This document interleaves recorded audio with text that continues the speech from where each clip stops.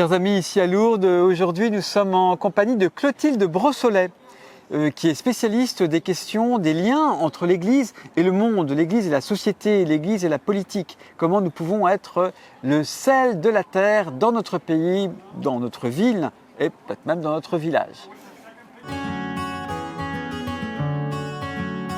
Clotilde, aujourd'hui, comment tu vois le rôle de l'Église dans notre pays ? Moi, je crois que l'Église, en tant que corps social et avec tous ces chrétiens rassemblés dedans, a un rôle prophétique. C'est-à-dire que je pense que la modernité, avec ce qu'elle a de plus violent, a rendu le monde particulièrement malheureux. Le monde est souffrant.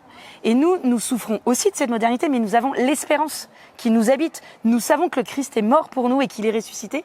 Et donc, je pense que nous souffrons un peu moins parce que nous avons cette espérance. Et donc, dans le monde, nous avons une position importante à tenir. Nous avons une parole forte à donner et tout en étant aussi dans le service. Et cette parole forte, c'est laquelle ?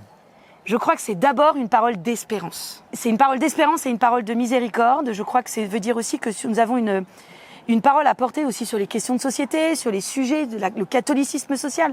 Nous avons en fait tout un socle de réflexion pour nous donner des pistes pour que la société soit une société en vue du bien commun. Je donne juste un exemple. Nous venons de sortir du débat sur la réforme des retraites. L'Église a été une grande silencieuse. Le but de l'Église et des chrétiens, c'est pas de dire, même si pour les chrétiens, titre individuel, ils peuvent le faire, mais de dire la réforme est bonne ou pas bonne.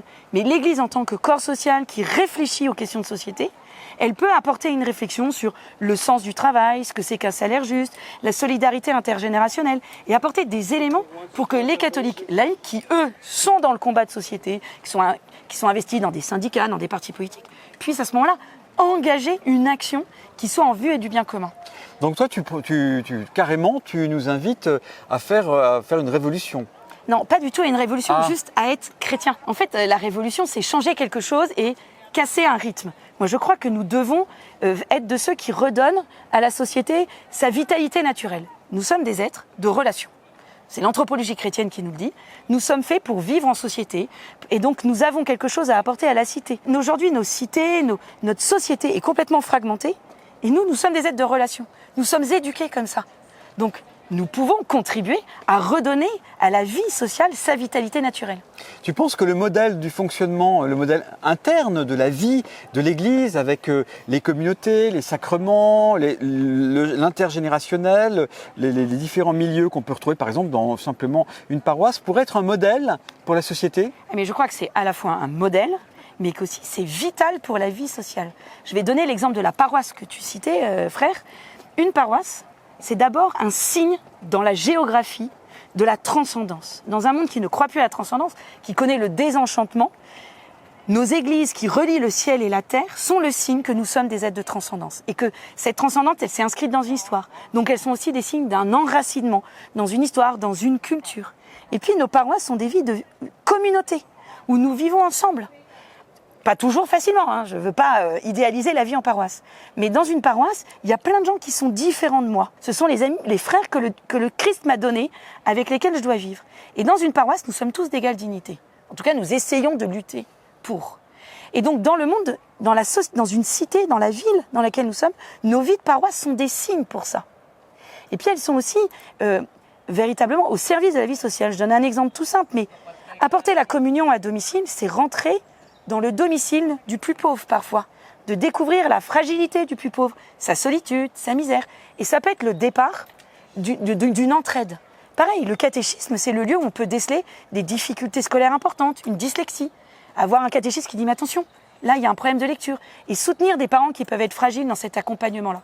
Donc je crois vraiment que nos paroisses, en particulier nos communautés, sont véritablement des lieux de civilisation pour une vie sociale dans ce qu'elle a de plus beau. Alors concrètement, à quoi tu nous invites ? À nous retrouver quelques-uns dans une paroisse sur des thèmes qui nous sont chers, à réfléchir comment on peut aller trouver notre maire, notre député, qu'est-ce que tu nous suggères concrètement là maintenant ? En fait, déjà, j'aimerais bien dire à ceux qui vont nous regarder, vous êtes chrétiens, soyez chrétiens. C'est-à-dire que tous les pans de votre vie, que ce soit au travail, dans la cité, dans vos engagements, doivent transpirer votre foi. En fait, il n'y a pas des périodes où je suis catho et pas catho. Je suis une femme, je suis Clotilde, je suis la fille de mes parents, la mère de mes enfants. Et bien en fait, de la même manière, je suis catholique. et je crois en Christ et je crois que le Christ m'aime et que le Père a donné ce Christ pour moi. Donc oui, j'ai la foi, je suis chrétienne et un peu c'est cette distinction de Maritain. J'agis en chrétien, c'est ma nature. En fait, il faut rayonner de la vie du Christ. Et il faut avoir peur de rien, je crois. Je crois que on a toujours peur d'être mal accueillis. Et je crois que oui, il y a peut-être, on va dire, un petit milieu médiatique et politique qui craint un retour de l'Église avec ce qu'elle aurait de plus réactionnaire, des chrétiens, au secours, ils reviennent. Mais je crois qu'aujourd'hui, et moi je l'ai beaucoup expérimenté dans les manifestations de Gilets jaunes, parce que j'y allais avec un prêtre qui était en soutane pour être visible. Cette modernité dans laquelle nous vivons est véritablement un lieu de souffrance et les gens ont... Et un lieu d'attente. Un lieu d'attente, en fait. Les gens ont soif de l'espérance et nous, on leur apporte. Avec nos défauts, il ne faut pas se leurrer. Et les gens en ont conscience, mais ils se disent, ben voilà, merci de nous y faire exister, d'entendre notre angoisse. Merci beaucoup, chère Clotilde. Ben merci.